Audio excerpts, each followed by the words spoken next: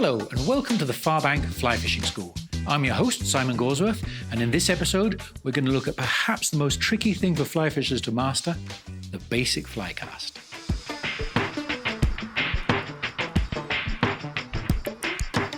Before we look at fly casting itself, let's be safe, especially if you're a beginning fly caster or you're teaching somebody to fly cast. The line is out of control, they're going to hit somebody or hook somebody, and things can go really pear-shaped that quickly. So definitely, whenever you're fishing, always take with you and wear a pair of some kind of eye protection, sunglasses. They could be Polaroids. That does help you as a fisherman, but some kind of eye protection is really essential. Last thing you want is a hook in your eye. Can't even think about that. And then on top of your head, just obviously stick some kind of hat on the end there, right? Just a little hat on there. So if you make a wayward cast, the fly snags you in your head, well, you just take your hat off and take the fly out of the hat. So those are a couple of good tips whenever you're fishing, whenever you're practicing casting, is just be safe like that. And other ways you can be safe is tie on a little bit of yarn instead of a hook. There's a bit of pink yarn on there. If you tie that in the end of your leader, kind of like I've got here,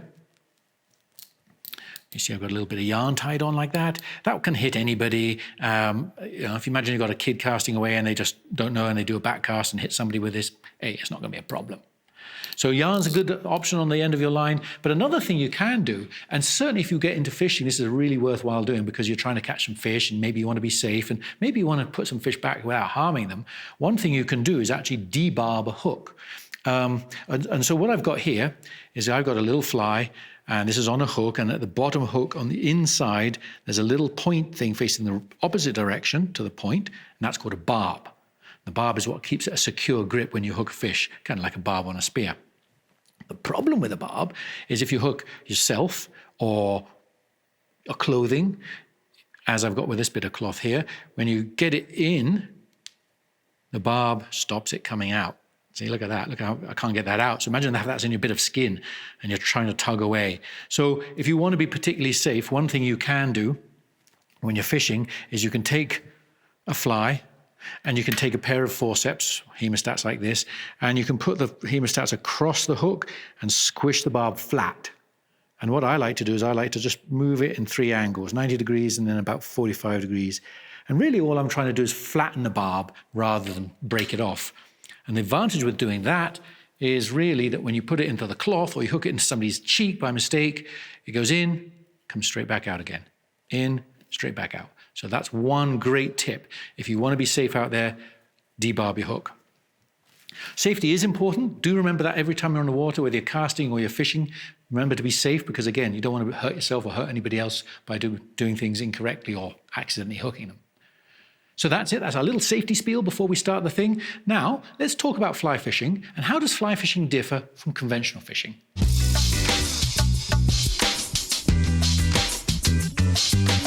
One of the biggest differences between fly fishing and spin fishing is the casting. Fly casting has casting. So there's a back cast and a forward cast when you're fly fishing. And in spin fishing, there is no back cast.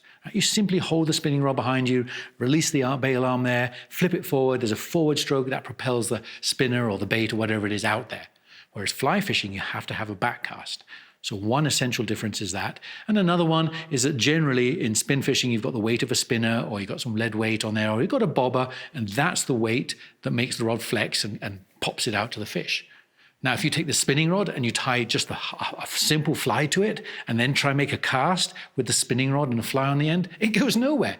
Look at that mess. Fell at my feet because there's no way there's enough weight in a fly to make a spinning rod work. You've either got to add the weight or take up fly fishing. In fly fishing, the fly line's the weight. You tie your fly line on, you tie your leader on, you tie your fly to that leader, and the fly line is the weight that takes it out there. So those are really your essential differences between casting in spin fishing and casting in fly casting.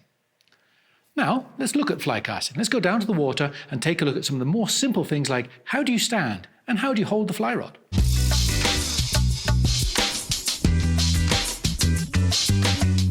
Okay, so that's a subtle difference between fly fishing and spin fishing and why a fly line's important. So we're going to take a look at the basic cast here because obviously you've got to know how to cast your fly out there. It's a little more complicated than spin fishing as we talked about. And before we do any of that, we're going to talk about how you stand and how you hold the rod, what's called the grip. And to be honest, as a beginner, do what you like. Stand how you like, grip how you like. You do want to hold the fat piece. This is called the handle. That's a fairly obvious one. Not many people make the mistake of not holding the handle. So do hold the handle. And generally speaking, you want to find where the rod balances. You see it balances right about here, top of my cork handle. So I like to hold the top of the grip. I think that balance is really essential for effortless casting. As you get into your casting, you're going to find a grip that is comfortable for you. And generally in fly casting, there's 3 grips. There's the thumb on top grip, there's the index finger on top grip, and there's what's called the handshake grip, where there's actually nothing on the top of the rod, and your thumb and index finger go either side of the cork handle. Play around with it. Try all 3 grips when you're casting. Find what's comfortable. Find out what you can do a better casting stroke with. Let's not be dogmatic about this and say, this is the way. You'll find your way. And similar with the stance. When you stand in the water, you can stand, if I'm a right-handed caster here, I can stand with my left foot forward, I can stand with my right foot forward, and I can stand square. And again, just play around. Just try all 3 stances, make a few casts, find out what works for you, find out what feels comfortable, find out what keeps you balanced and don't fall in, just stuff like that. Mess around with them. And then as you evolve in your casting, you're going to find actually there's certain stances that are important. An obvious one is a distance. If I want to make a really long distance throw, I could take an analogy of picking up a rock off the ground here and giving it to anybody, 7-year-old kid, and say, throw this as far as you can. And the first thing they'll do if they're right-handed is they'll probably do this. And they'll come left foot forward. So when you're distance casting, you will get a better distance with your left foot forward for your right hand. That's called an open stance. And if you want to be really accurate, you're targeting a fish or you're making a cast at a specific thing, you're going to be much more accurate with a square stance like this and a much more upright casting stroke. But that's down the road, right? If you're learning this fly casting thing, just hold the rod comfortably. Hold the rod in such a tension that if your friend came along, he could pull it through and make it slide in your hands. A lot of people, when they start off this whole thing, are really tense and they hold this rod like death and the knuckles glow and pulse and the shoulders are tense. You cannot make a fluid casting stroke with tension like that. So hold the rod loosely, find the grip that works for you. You're going to utilize this bit of fly line at some stage. At some stage, you're going to find you hold it in your left hand or you might hold it under your finger. Worry about that later. But right now, as a novice fly caster, just get comfortable with the grip, comfortable with your stance, and then we're going to start talking about fly casting itself.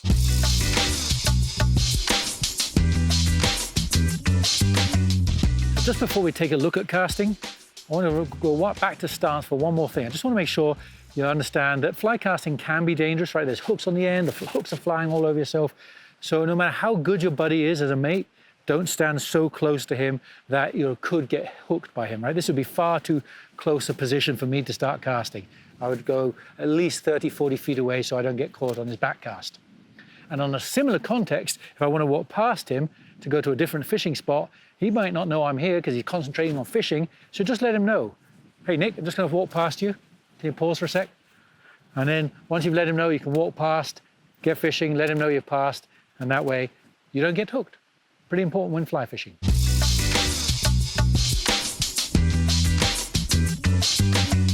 So that's how you stand and how you grip. It's pretty casual. There's no real laws about this yet. But above all, again, remember that safety thing, the etiquette. Remember to make sure that your buddy knows you're going to be walking behind him if you're casting, because, again, a day could be ruined by that.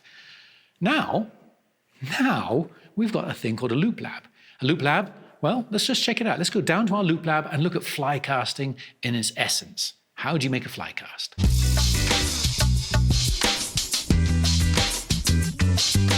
Okay, so we've now come down to our loop lab to talk about fly casting itself. We're going to look at just fly casting. And fly casting actually has 2 casts. There's a thing that goes behind you, that's called the back cast. There's a thing that goes in front of you, that's called the forward cast. And they're kind of mirror images of each other. And what you kind of understand as you go through fly casting is there's 2 components to each stroke, what's called translation, what's called rotation. And let me just show you what that is. Really simple. Translation is where your rod moves without rotation. Rotation is obviously rotation. So a casting stroke has this translation to rotation forward, and then a back cast has the similar thing, translation to rotation. Translation to rotation. That's a casting stroke. And a really good analogy, think of a ball in a bucket. You're trying to pitch a ball into a bucket. If the bucket's 10 feet away, you might do a little underhand lob and just flip it in there because it's so close. But if that bucket's 20 feet away or 50 feet or 60 feet away, you're going to have a longer throw. And casting's kind of the same. Casting, if I have a long cast, I'm going to make a real long translation before rotation. And on the forward stroke, the long translation to the rotation. That's what gives me the distance. And if you don't need distance, you have a short translation to rotation. And one of the cruxes of casting is what we call the SSFF, start slow, finish fast. So a good casting stroke has a nice slow start, accelerating to a fast rotation. And on the forward stroke, just kind of the mirror image. It's a slow start forward to a fast acceleration on the rotation. And that's what good casting is. And we can see Tegan's here throwing these beautiful loops. He's got this slow start with this fast acceleration. The rod rotates over, it kicks the line behind him. That's a perfect back cast. And as he drives forward, he starts slowly and accelerates with this lovely rotation and kicks the line in front. That's great casting style. And what you're doing when you're creating these good casting strokes is you're forming a thing called a loop. And the simplest way, kind of another analogy that's really good for fly casting is to think of a piece of paper. Imagine throwing a piece of paper into the waste bin. If you threw it as a whole sheet of paper, it's going to float around and dribble and go nowhere. So anybody would scrumple it up into a paper ball and throw that into the bin. And all you're doing with that is you're reducing the air resistance of that piece of paper. And in fly casting, the same effect happens. And that's what's called a loop. Let's take a look at some loops.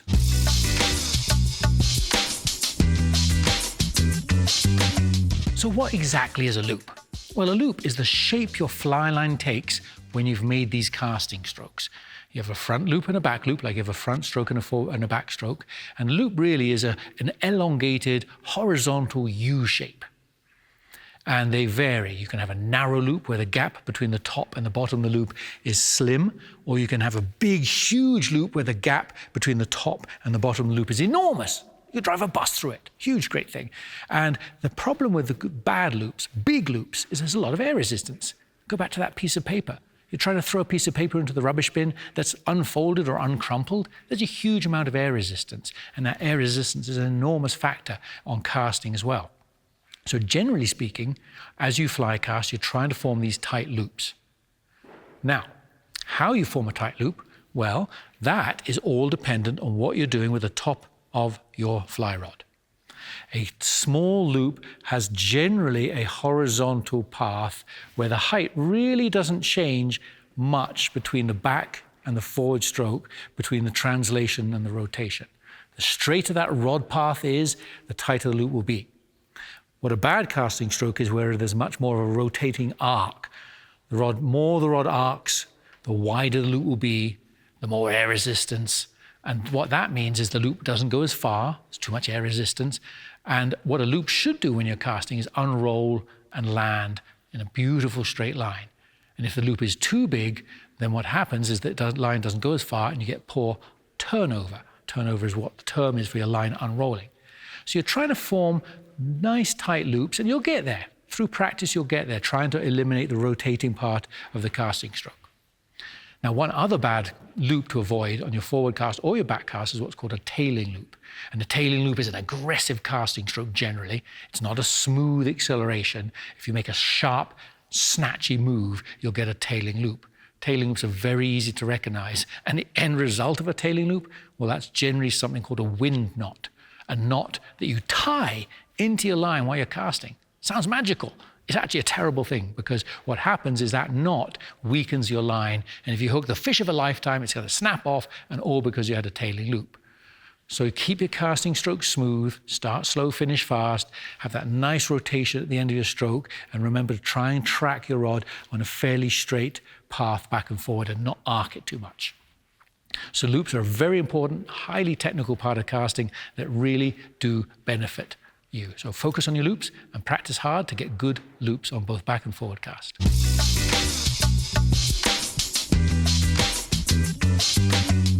One other significant thing about loops is that there's a timing. When you cast, you have to have a good timing to make a good cast. And as you watch a loop unroll, what you'll see is it'll unroll until it is completely straight if you've done a good cast. And then when it's completely straight, you should start the next casting stroke. That is perfect timing. You can go forward too early or you can go forward too late. And certainly as a beginner, you're going to find that you need a little bit of practice to get used to your timing. A couple of telltale signs though. If you go forward too late, what happens is your line fully unrolls, and instead of going forward, you might wait fractionally too long. Gravity comes into play, pulls the line down towards the grass or the water, and you'll snag the grass or you'll hit the water, whatever's behind you. So that's a really good sign that you're waiting too long, is you're going to frequently hit the grass. And that gets so frustrating because you're either going to lose your fly or you're going to have to walk back and unhook your fly from the grass. If you go forward too soon, your loop is still unrolling as you start the forward stroke. And what happens is the two forces of the loop unrolling one way and your forward stroke going the opposite way makes the line turn over with incredible speed. And it makes a crack. It actually cracks. It's like you taking a wet tea towel and whacking your buddies on the thigh with that crack noise. That's what happens if you actually make your timing and go forward before the line is completely unrolled. Now that crack will crack your fly off. If you've got a fly on and you hear that crack, well, goodbye fly. You just lost it. And really one very good tip I can give you for practicing your casting is practice your casting with no fly on the end. Because if you do that and you time it right, every time you make your stroke when the line is dead straight, it'll move silently through the air. But if you go forward when there's a slight part of the loop, it'll turn over with speed and crack and make that loud noise, and it tells everybody you've got bad timing. So that's the timing of casting, all related to your loop. But what is also related to is how much line you've got. Because let's say you had a loop that was only 10 feet long, and you make a back cast, it only takes a short amount of time for that 10 feet of line to unroll, and then you make your next cast, and so on and so forth. Now, if you have 50 feet of line, it's going to take a lot longer for that line to completely unroll, and therefore you need a longer stroke, and a longer pause. So things change as you evolve. And it gets a little bit more difficult as you're practicing at the beginning with different length of lines. But I'm just letting you know that when you're casting, you're not going to have a set rhythm for every cast. You just want to build up a rhythm. And as your line gets longer, your stroke gets longer, as we talked about just now, but also your timing gets longer, your pause between the two casts. And so that is a very important thing to practice. Make sure you get good timing by practicing your casting. And once you've got your cast timing going down, you want to get down to the water and start actually mastering the casts themselves.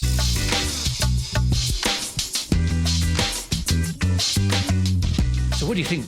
That's the loop lab. Isn't that gorgeous? How you can see a fly line so clearly, how you see a line unroll, all about those beautiful loops, the big loops that are horrible, the tailing loops that crash and die, and of course those beautiful sexy little loops that are perfect for fly casting. Now you understand those basics of casting, stroke, and what loops are. Let's take it to the next step and learn the essential fly casts themselves. And to do that, we're going to head down to the Yellowstone River and show you the pick-up and lay-down cast.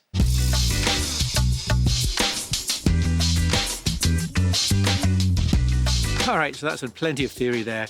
Now let's go and talk about and show you some of the casts, some of the basic casts as a novice fly caster that you should be practicing and learning to get to be a good fly caster.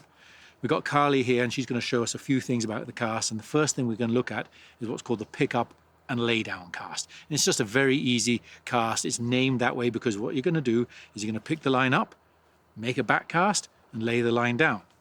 And if you recall, we've talked about timing, so it's important to get the timing right on these casts and understand a little bit about loops. Now you've got that theory, let's see what we're going to do with the cast. And the pick-up and lay-down cast is best practiced in a river, if you can, with a river flowing downstream. You want to face downstream in the river rather than across the river, and that means your line will always start off tight rather than a little bit of slack, and that makes things a lot easier when you start with a tight line. The pick-up and lay-down cast always starts with a low rod, close to the water. Your grip and stance, as we discussed, is comfortable. Stand how you like, hold it how you like at this stage of the game, just be comfortable. And then you're going to make this cast called the back cast, and it starts off with a very slow, smooth lift, accelerates into a kick, forms a back loop behind you. You time your cast right. When the line unrolls, you make your forward cast. And the essence of these casts is always this start slow, finish fast that we talked about. Nice, smooth casting stroke on the back and a nice, smooth casting stroke on the forward. And one very important tip is have a listen to how the line lifts off the water. When you make a back cast, you should hear nothing. That line should lift off the water silently. And you can always get that, as you can hear here, with a slow lift and a quick backstroke. If you make a quick lift, you get this spray noise, this big spray noise. And a lot of beginners start too hastily. So listen to your line leaving the water and hear how it leaves the water. It should leave quietly. Then you have your acceleration, make your back cast, make your forward cast, the exact opposite of your back cast. Start slow, finish fast, lay it down. And that's the pick up and lay down cast. Once you've got the hang of this pick up and lay down cast and you're starting to get a bit of a rhythm and it feels nice and you're getting some straight casts out there, you've got to evolve. Everything evolves. Everything means you're going to get a little bit better and better. And so things get a little bit more difficult. And the next thing we're going to talk about is what's called false casting. You can see Carly here false casting away. False casting is literally where your line is going back and forth several times. You don't do just one cast, you do several casts and then you lay that cast down. Now the reason you would false cast, well, there's a number of reasons. In fishing situations, you're going to false cast because you might have a fly called a dry fly on. A dry fly floats on the water. After a bit of time, that fly gets wet and sinks, and you have to dry it off. So false casting is a great way of drying the fly out, the feathers. You're also going to find as you evolve that you're going to be pulling some line in and getting it further out again. And you want to do that in several casts in the air. You want your line in the air false casting rather than hitting the water every single time. So again, that's another good thing you'll come across, is that false casting to get a longer line. But really, at the beginning stage of things, false casting is probably the best way of getting a rhythm to your cast, or probably the quickest way to get a rhythm. If you pick up and you lay down, you could stop, you've lost the rhythm, you could start again. It's a bit erratic, a bit sporadic. So false casting is a great way of building up a rhythm in your casting stroke. You just practice. And you'll find the first couple might be just terrible and out of control, and gradually keep it going. Gradually you'll find you'll get control, or you might lose control totally, in which case you just stop and start again. Now, because the false cast means that the line should be in the air, in front of you and behind you, what that means is you're going to have to stop the rod in a high position. There's a clock face, and you imagine a clock face. The rod stops at an angle about 1 o'clock, and on the forward stroke, the rod is going to stop at an angle of about 11 o'clock. And whilst you're false casting, all the time you're false casting, that rod should go between 1 and 11, and 1 and 11, 1 and 11. And as long as you're doing that, that rod will keep up high. It'll keep the line in the air for the whole scene. And then when you're ready for that final cast, that 1 to 11 goes 1 to 10, and then down to the water. That's the last cast that lays it down. As we talked about earlier, the timing is really important. You've got to make sure you have the right timing between your back cast and your forward cast. They've got to unroll. So get your nice timing. Make sure you're starting to form those nice little loops, and you're going to do that with that 1 to 11. And a really good tip is practice this thing over water. Because if you're standing in water, and if you go back too far, or if you have too slow a cast, you'll find the line will hit the water behind you, and you'll see the splash. Or you'll see the splash in front of you. So by practicing in water, you can see that. 1 to 11, get a nice casting stroke, get a good rhythm, keep that slow start to fast finish, get that rhythm going with your false casting, and then when you're ready, lay it down. And that is the second thing to practice. This false casting is a great rhythm builder, great foundation creator. So very, very important as a novice caster to get into false casting. Once you've mastered your false casting, then there's another step, always another step. There's always something to learn. You can go the entire life casting, learning casting, and never even catch a fish. And believe it or not, some people love casting and actually don't go fishing. That's actually true. So let's have a look at another step. Another step is what's called shooting the line. Now, as you become a fly fisherman rather than a fly caster, one of the things you're going to find you do is you retrieve the line. You pull the fly towards you. You're trying to mimic whatever the fish is feeding on, or whatever you think the fish is feeding. So you're going to pull the line in with your non-dominant, your non-casting arm. And you're going to pull it in from your finger down and just strip the line in. But what that means is once you strip the line in, you've got to get it back out again. And the first step to learning how to get it back out again is to do what's called shooting line. Just the first step. There's 2 steps to it, but the first step is the shooting line. And for this exercise, again, face down the river. And what you want to do here, as you can see, is you want to pull in the line until there's about 2 to 3 feet of line hanging down from your casting hand. The first thing you're going to do differently is now you're going to hold the line in your non-casting hand and keep that non-casting hand close to your casting hand. That's a very important part there. that non-casting hand should follow your casting hand. Now, you're going to make your false cast moves and just get your rhythm going again and just kind of feel really comfortable with that rhythm. And on the very last cast, what you're going to do is actually let the line go out of your non-dominant hand and it'll shoot up the rod and disappear. Gone. Much longer cast. Beautiful. If you're false casting good and you've got a rhythm of your false casting, you're comfortable with your false casting, this part isn't too tricky. The tricky part is what is the right time to let the line go? The answer to that question is you should let the line go as, that's a very important word, as the rod stops on your final cast. So you're going to make your false cast, you get your rhythm going, and when you make your last cast, the moment the rod stops, you let go. That is the precise time to release the line. Now, when you're learning this, you're going to let go a little bit too early, or you're going to let go a little bit too late, and you're going to have dire consequences. If you let go a little bit too early, what happens is the rod is still moving forward when you let go, and the line rushes up, the slack line you're shooting rushes up in a very fast speed. The rod is going to lose its tension, and the cast is probably going to fall in a mess. So don't release too early. Don't release the line when your rod is moving. Equally, you can have quite a late reaction, and you can start your false casting, get it going. You've got this lovely false casting technique going here, as you can see. And then what happens is you can make the last cast and then decide to let go, and the line isn't moving. And if the line isn't traveling in the air, it can't pull the slack line out. So that's the first thing. Get used to the timing of releasing the line. That's just called shooting line. Now, as you get used to that timing, we've got to expand it a little bit further. We've always got to make things a little bit more complicated, take you down this casting path, make things a bit better for you. Because when you're fishing, you're actually going to be pulling the fly probably all the way back to you. You might make a 40-foot cast, so your fly is 40 feet out, and then you pull the fly till it's 10 feet away from you. And you're going to strip the line in until it's about 10 feet away from you, and then what you'll find is lying on the water underneath you is a puddle of slack, like 20 feet of line lying on the water. There's no way you can get rid of all that line in a single cast. And so what's going to happen is now, this next step is actually you want to let line go every forward cast with the right timing.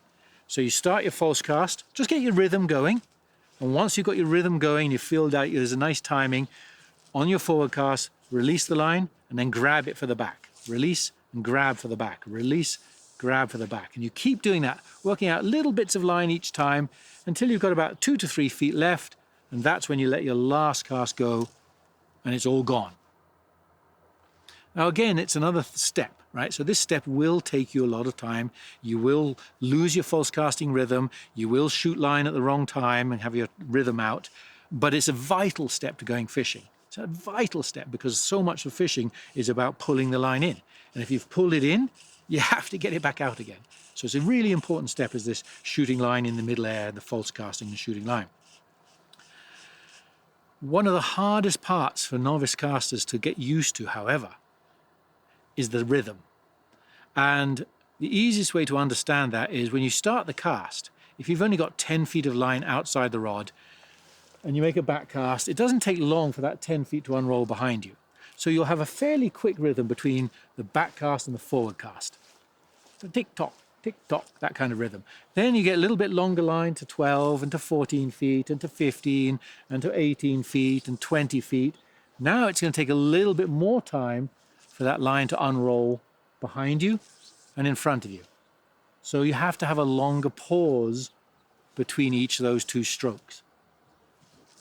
And that really is a tough step, right? There's an awful lot buzzing around in your head. When should I let go of the line? I must stop my rod at 1 o'clock and 11 o'clock. I must hold the rod loosely. You've got to remember all that. And now I've got to change my rhythm? Yes, you do, because that's how you make a good cast. But it's just practice. Like all of these things, it's just practice. Keep on the water, keep practicing. And if you really want to get good at fly fishing, get good at fly casting. It's a hugely important step. So really, in the way of basic casting, you don't need to know much more than that. You don't need to know much more than laying it down, false casting, shooting some line, working line out. And though I say that, I'd like to just mention one thing, and that is kind of a realization that There's physics involved in casting. We keep talking about physics. It's such an important part about the casting. And the physics I want you to picture here is a great analogy, the bow and arrow, or a slingshot. Let's just talk about a bow and arrow. If you had a bow and an arrow and you're going to draw and shoot and pull back, you're going to pull the arrow back. And when you release, the arrow is going to go directly opposite where you pulled it. And fly casting is very similar. With these previous exercises, what we've been doing is casting back and forward right opposite each other. But sometimes you have to change direction. Sometimes you have to cast your line. For example, in this situation, Carly's fishing downstream, and sometimes you've got to cast across river. And what you can't do is do that in a single step. You have to do it in little bites. So you get your false cast rhythm going, and you just change direction in small bites. Each time, just changing, as you can see, round a bit more. And when your back cast is opposite your final forward cast, that's when you can lay it down and you'll get a successful cast. So it's much better to make small bites to change direction rather than try it in a single one angle change cast. And that is an awful lot to take in. You know, that's a lot of information in a short little clip of a video, but take it step by step. Do please work on step one and get a good rhythm on step one before you look at step 2 and step 3 and step 4. And that way you'll become a much better caster with a much more ingrained muscle memory and a correct rhythm and timing. It's a long path to become a good caster. It's all about how much time you put on the water practicing and also understanding some of the things to do. And that's what we've done here.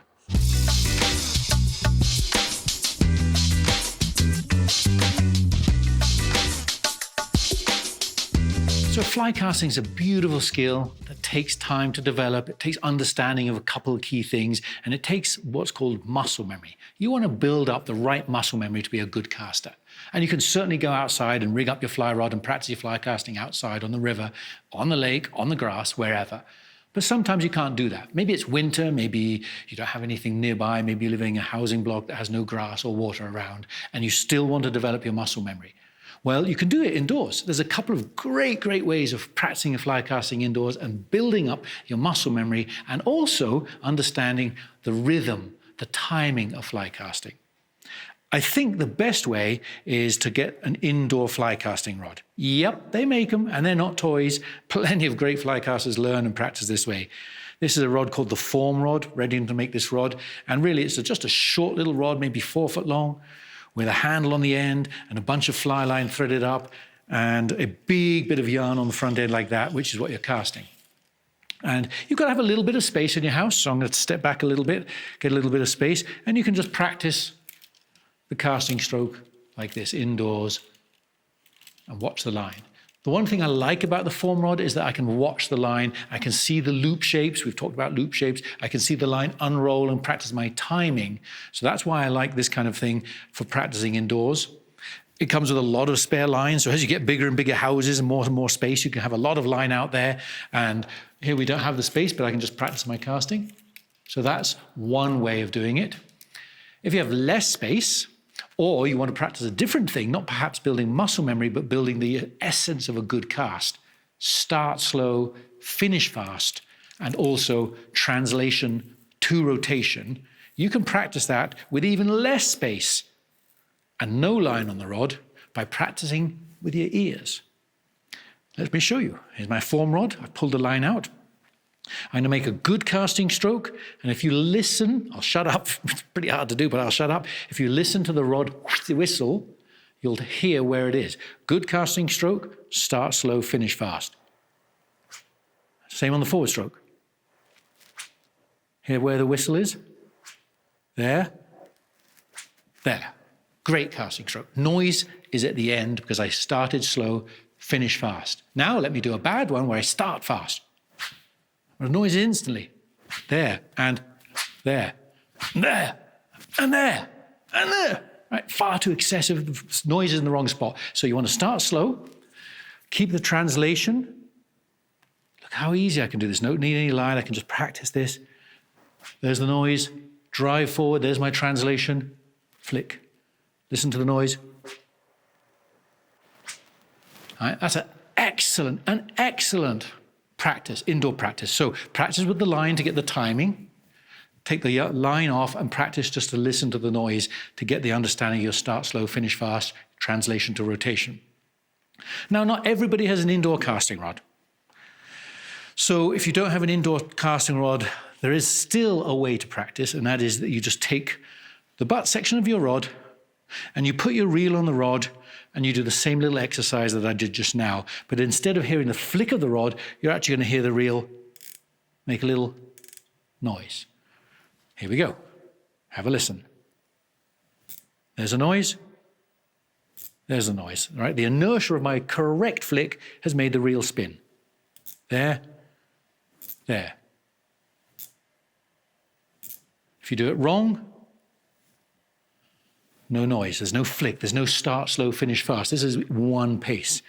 So you can practice indoors with just the butt section, practicing the noise of the reel spinning. I think that's a good way of getting a hang of the translation and rotation, and also getting the slow start to the fast finish. But I really think that threading up with an indoor casting rod like that form is a better tool, because now you can also add the timing of the loop unroll as well as looking at the loop shape. Is it big? Is it small? Is it tailing? None of that you can do without that line on there. So really, there's a couple of ways of looking at fly casting. You can do it outside. I certainly recommend going outside and practicing fly casting outside, of course. But if you don't want to do that, or if you just want to become better and better and practice it indoors and just get your muscle memory and your rhythm timing, your start slow, your finish fast, and your translation and rotation going, you can equally do that inside.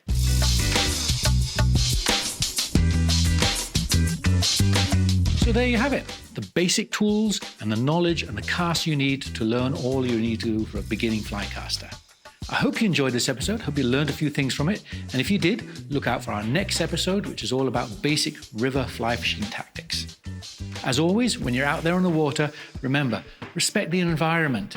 Leave no trace of where you've been, and look after those beautiful wild creatures, or even those beautiful stockfish. Whatever you're catching, look after them. They're so precious to us as fly fishermen. Thanks a lot for watching. See you out there.